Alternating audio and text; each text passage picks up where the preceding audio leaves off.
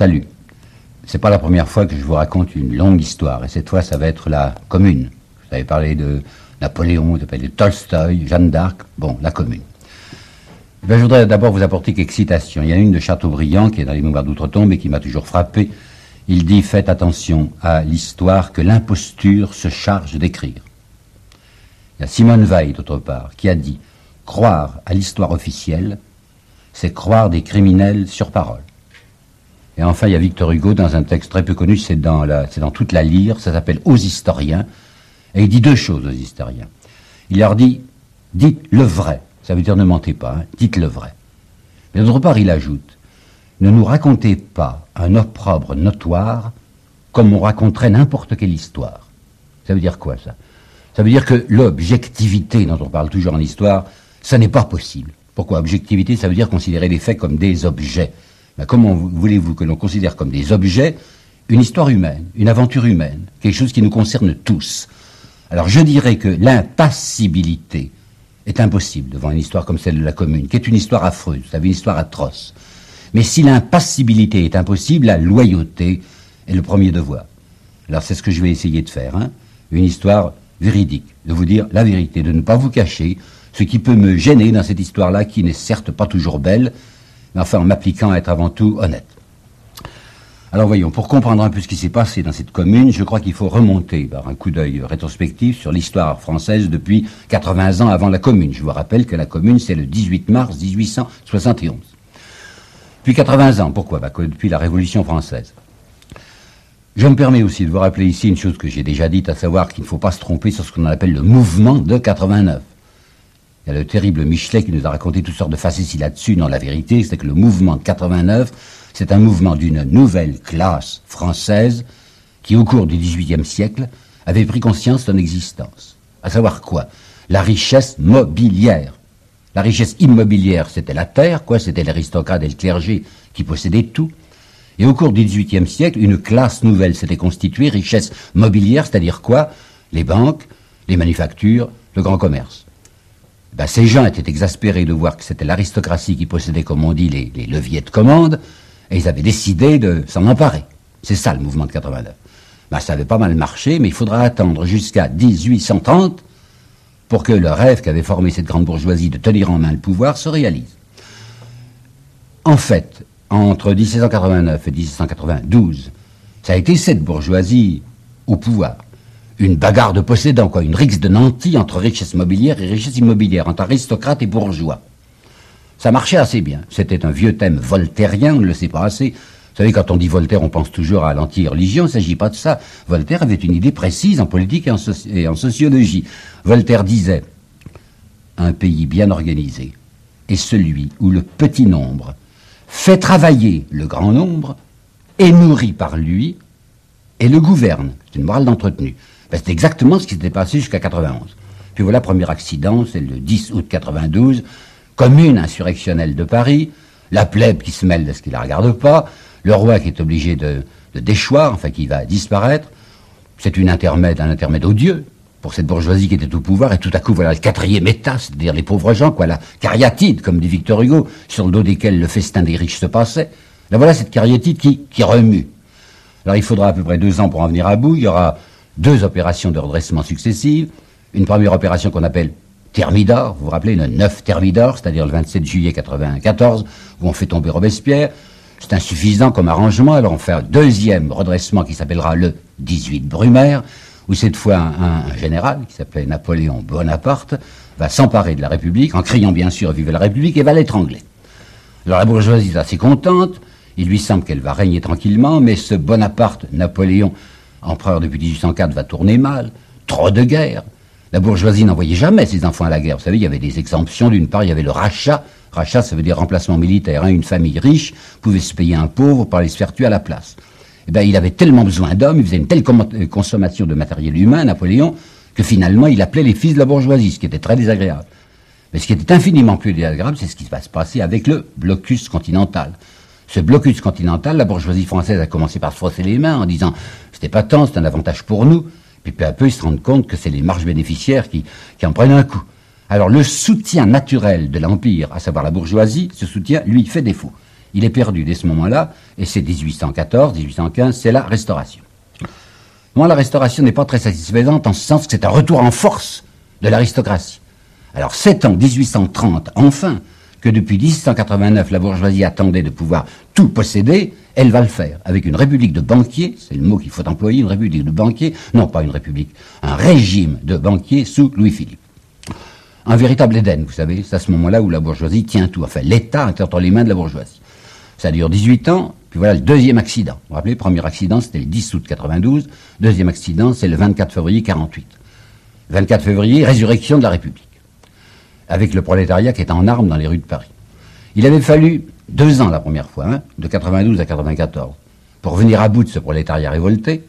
Il va falloir 4 mois, 5 mois, pas davantage en 48 pour s'arranger. Ces braves prolétaires étaient très gentils, enfin ils mettaient, comme ils disaient, 6 mois de misère au service de la République. C'était des moutons, ils les avaient pris pour des tigres, ils étaient comme des petits animaux domestiques. Alors on va pouvoir avoir raison d'eux assez facilement, et ce sera le canon de Cavaignac, les journées de juin.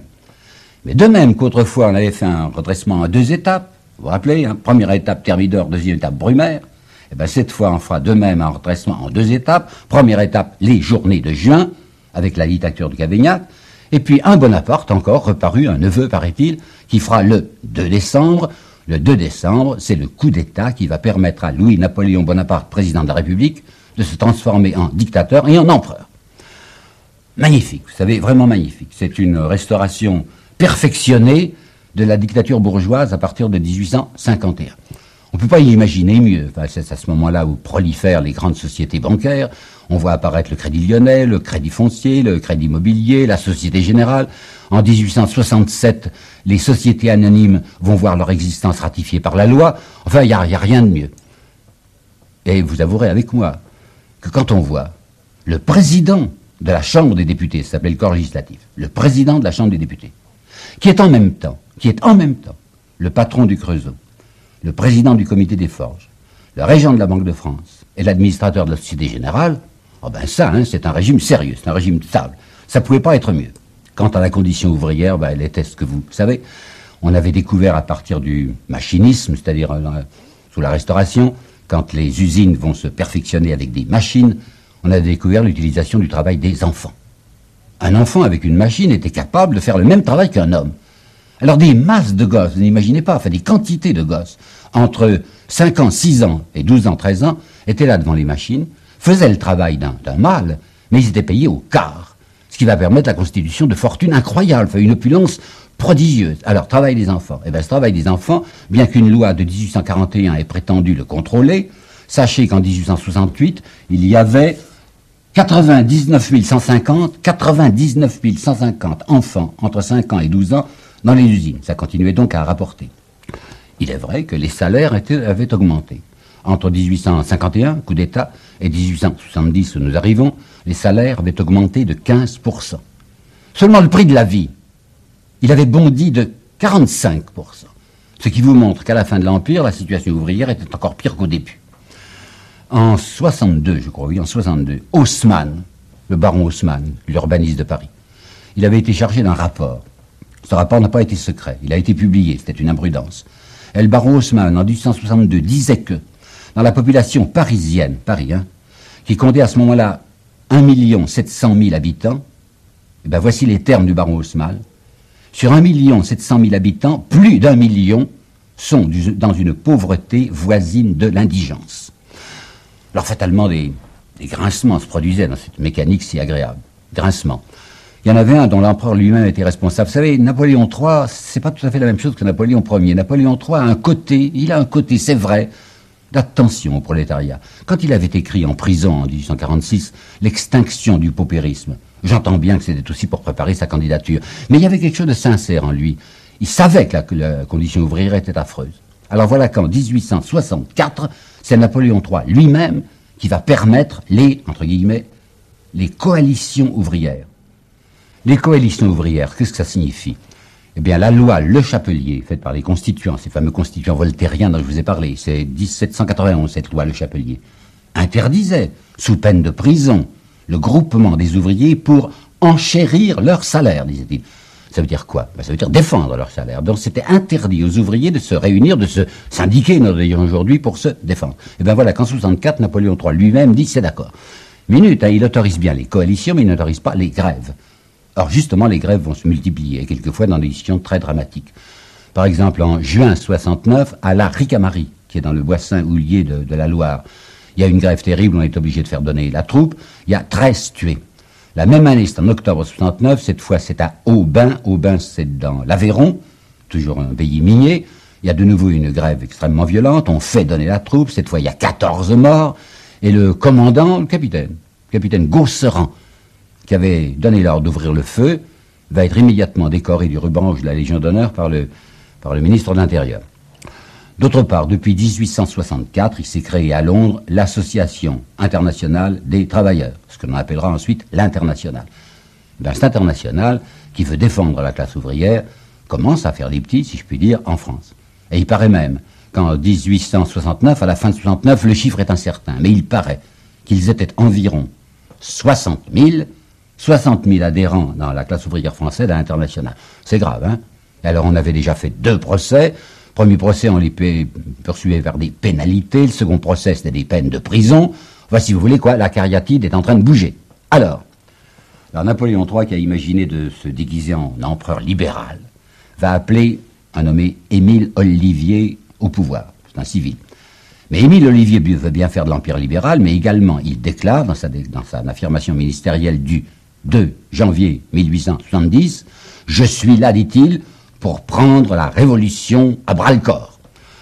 C'était assez rassurant pour la classe bourgeoise, mais c'est que la suite ne va pas justifier cet optimisme. Déclaration du 2 janvier, vous avez entendu, hein? Eh bien le 12 janvier, aux funérailles de Victor Noir, qui est un journaliste qui avait été tué par un membre de la famille Bonaparte. Ce 12 janvier, aux funérailles de Victor Noir, 200 000 hommes sur les Champs-Élysées qui sont prêts à faire une révolution. Finalement, on les calmera, on leur dira vous allez vous faire tuer pour rien, ça ne se produit pas, mais enfin, on a frôlé quelque chose de très dramatique. Hein. Deuxièmement, il y a un plébiscite.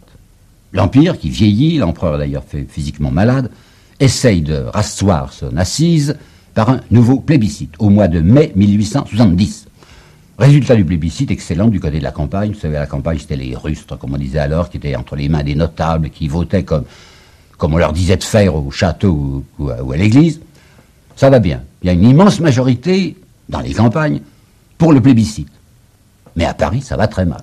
Dans la plupart des grandes villes françaises, les non l'ont emporté sur les oui, et à Paris, dans des conditions dramatiques. Il y a 183 000 voix pour dire « nous refusons l'Empire », et il n'y a que 134 000 voix pour dire oui. Autrement dit, la capitale de la France, Paris, est hostile au régime. Vous vous rendez compte si c'est grave, hein? En plus, il y a une grève, plutôt des grèves successives au Creusot. On va dispenser à ce moment-là 298 mois de prison, 298 mois de prison à 25 inculpés. Et l'Internationale, dont on avait interdit la reconstitution, s'est reconstituée. 3e procès de l'Internationale en 1870. Enfin, c'est vous dire que la fameuse cariatide, elle remue terriblement. La situation est alarmante. Alors, qu'est-ce qu'on va faire? Vous savez, c'est une vieille ruse, hein, c'est une vieille astuce, que quand il y a des difficultés intérieures dans un pays, on va orienter l'esprit des gens du côté de la frontière. On va leur dire une question nationale qui se pose. Maintenant, chauvinisme, quoi, il faut défendre la patrie, alors que même quand la patrie attaque la première, c'est ce qui va se passer. Donc, l'Empire se dit, pour redorer ma couronne, pour rasseoir mon affirmation, je m'en vais me jeter dans une guerre qui sera une guerre facile. La Prusse est insupportable, il y a des quantités d'années déjà qu'elle nous impatiente, nous allons lui déclarer la guerre. Alors comprenez bien que la guerre de 1870 est avant tout une guerre de politique intérieure.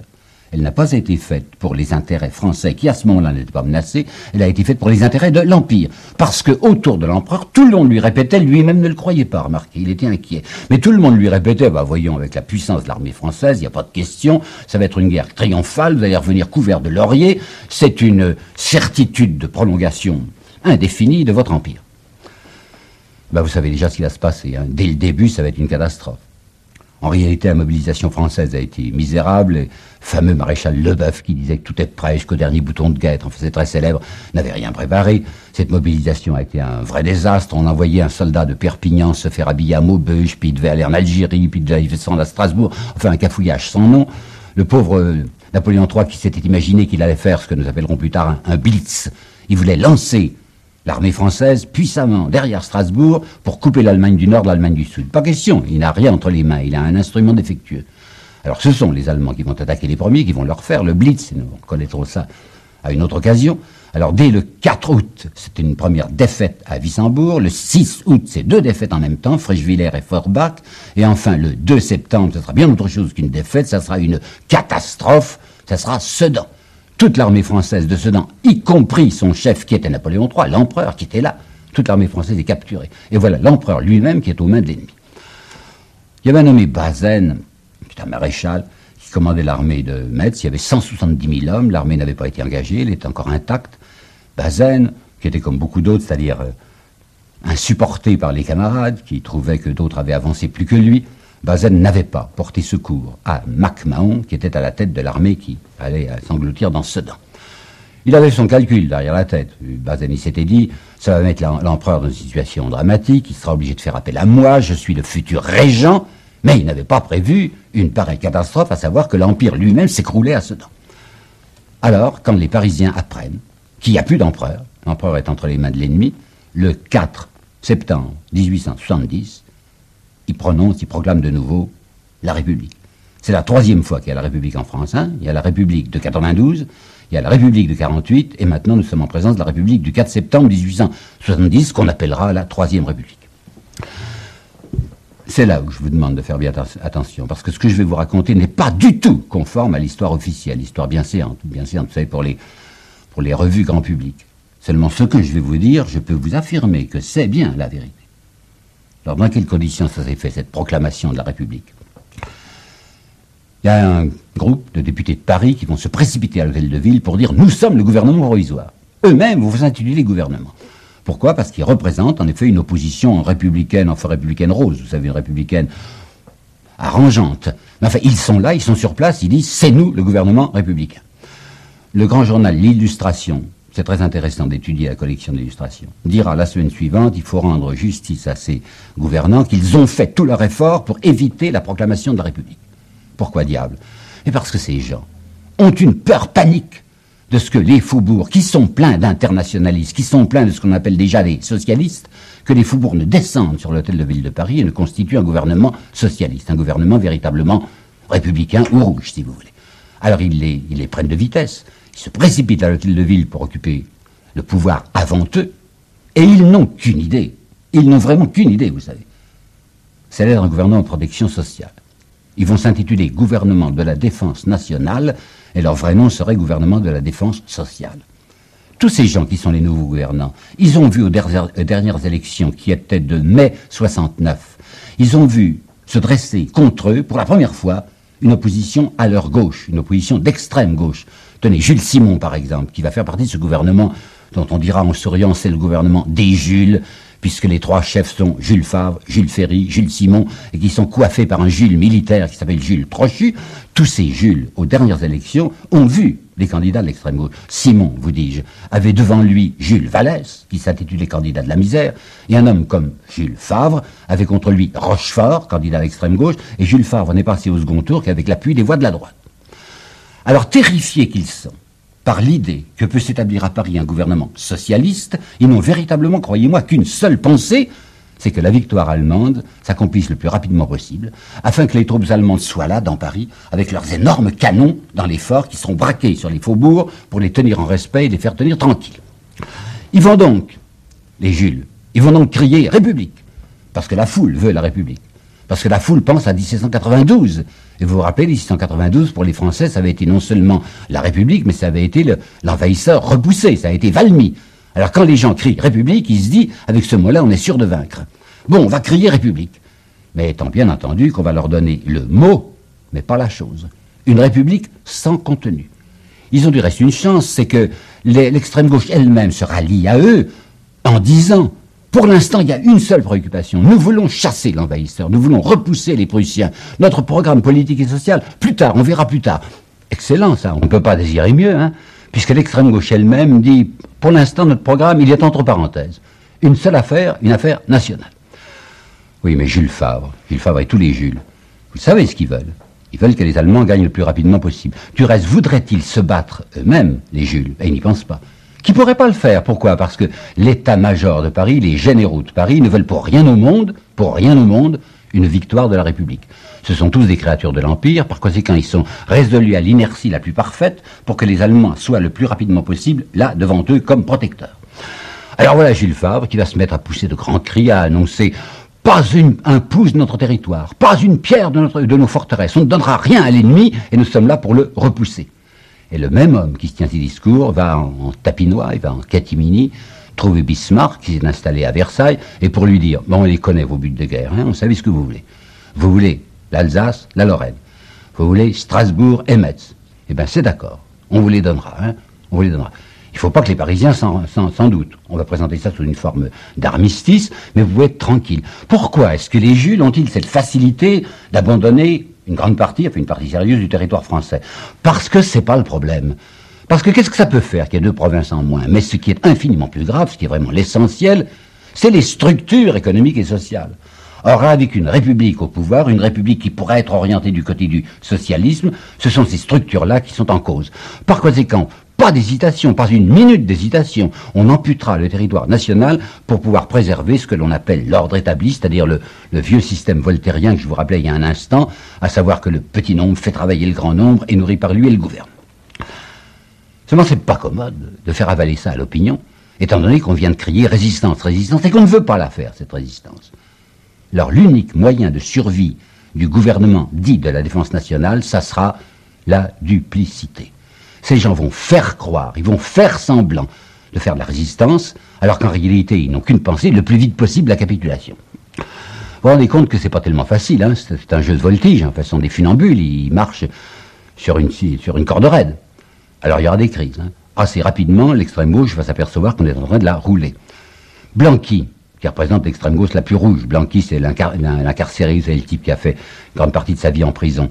Blanqui avait lancé, dès le début de septembre, un journal qui s'appelait « La patrie en danger », où il disait « Union sacrée », enfin, ralliement de tout le monde derrière ce gouvernement qui est un gouvernement de défense. Début de septembre. Mais le 15 septembre, dans son journal, Blanqui disait déjà « Le cœur se serre au soupçon d'un immense mensonge ». Et le 11 octobre, toujours dans son journal « La patrie en danger », il va dire « La question se pose de savoir si nous ne sommes pas tous en ce moment les victimes d'une abominable comédie ». Alors naturellement, il y aura des crises. Hein.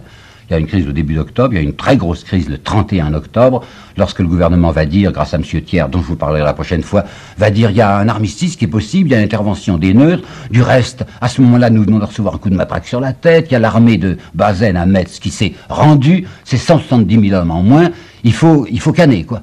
Hein, la population de Paris ne marche pas, c'est une véritable insurrection, enfin, ils arrivent à surnager. Les gens du gouvernement provisoire surnagent encore le 31 octobre. Ils en sont donc réduits à quoi? Ils sont donc réduits à attendre la crédibilité de la famine, quand on pourra faire croire aux Français, aux Parisiens, qu'il n'y a plus moyen de résister parce qu'il n'y a plus de stock de vivres. Mais ce qui complique gravement leur situation, à ces braves Jules, c'est Gambetta. Gambetta, c'était le seul membre du gouvernement de la Défense nationale qui prenait la Défense nationale au sérieux. C'était un petit gars, c'était le plus jeune de la bande, c'était le Jeunot, il avait 32 ans, c'était un avocat borgne, vous savez, Gambetta. On l'avait envoyé en province, pas du tout pour ça, mais quand il est arrivé en province, à Tours, il s'est dit, mais il y a des ressources énormes encore en France. Et vous savez, il n'avait pas tort de penser ça, Gambetta, parce qu'il y a un monsieur beaucoup plus sérieux que lui, si je puis dire, enfin un spécialiste, qui s'appelle le général Foch, plus tard maréchal, vous savez. Foch a enseigné à l'école de guerre entre 1910 et 1912. Et dans son cours de l'école de guerre, Foch a dit, mais bien entendu, qu'il y avait moyen de gagner la guerre. On avait perdu Sedan, quoi, ça fait 100 000 hommes de moins.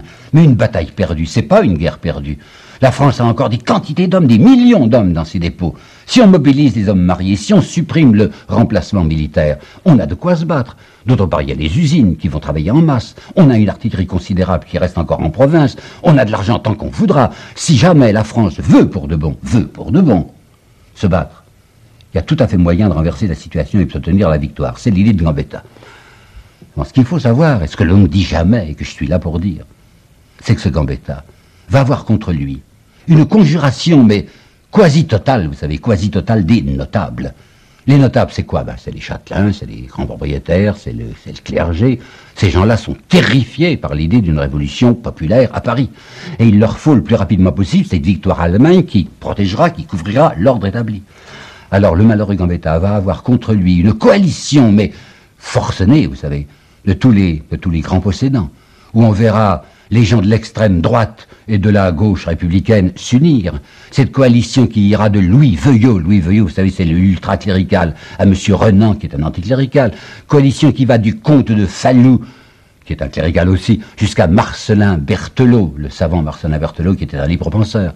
Coalition qui va de l'archevêque de Rouen, qui s'appelait Monseigneur de Bonnechose, à Madame Sand, qui était la châtelaine de Nohant, enfin tous les gens bien, tous les possédants, tous les nantis, tous ceux qui s'appelaient eux-mêmes les honnêtes gens, n'ont qu'une pensée, c'est de casser les reins à cette résistance de Gambetta parce qu'elle est socialement dangereuse.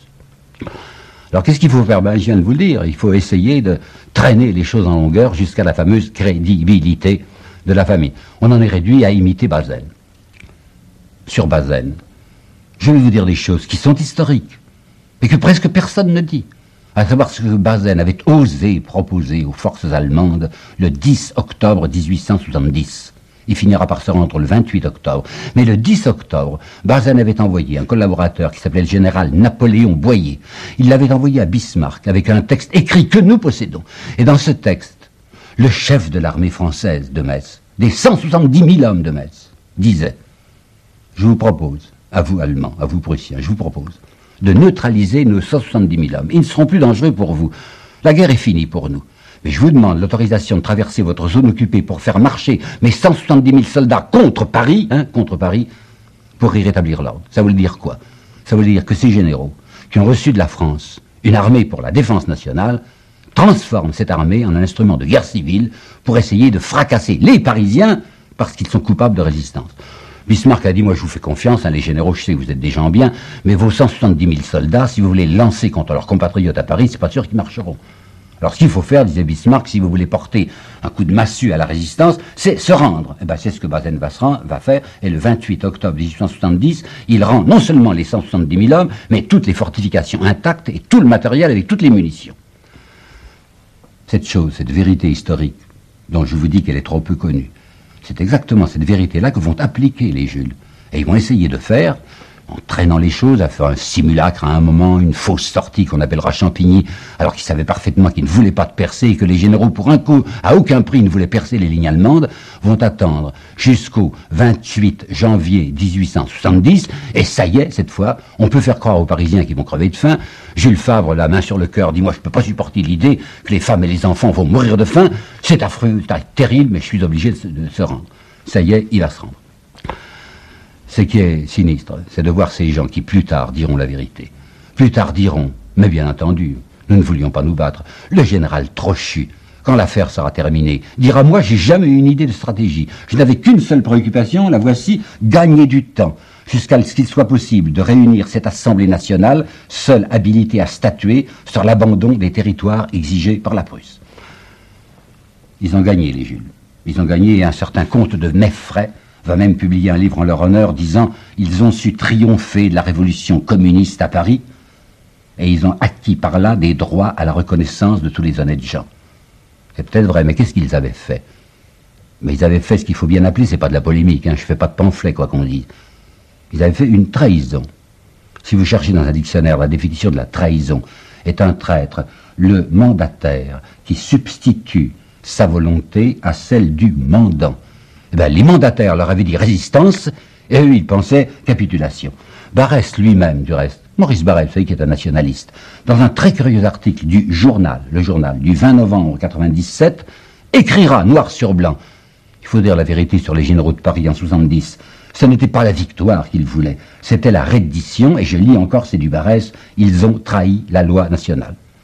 Seulement, une certaine madame Edgar Quinet, vous savez, la femme de l'écrivain Edgar Quinet, avait écrit dans son journal, Journal du Siège, le 12 novembre 1870, si Paris s'aperçoit un jour qu'on l'a joué, le revirement sera terrible. Eh bien, c'est ça l'origine directe de la Commune.